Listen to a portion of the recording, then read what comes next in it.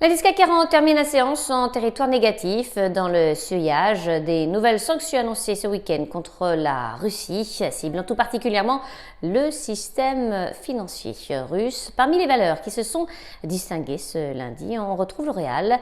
Le leader mondial des cosmétiques a nommé David Greenberg en qualité de directeur général de la zone Amérique du Nord et membre du comité exécutif du groupe avec effet immédiat en remplacement de Stefan Rinderknecht. David Greenberg était auparavant le président de la division des produits professionnels en Amérique du Nord.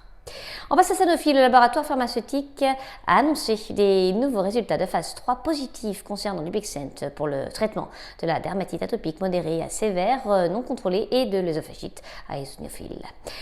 Dans le reste de l'actualité, Total Energy, le spécialiste de l'ingénierie et des technologies, a été désigné vainqueur par le Bureau of Ocean Energy Management de la concession maritime OCS A 0538 à l'issue des enchères New York Bight, ces appels d'offres pour le développement d'une ferme éolienne en mer au large de New York et du New Jersey sur la côte est des États-Unis, a été obtenu pour un montant de 795 millions de dollars conjointement par Total Energy et NBW.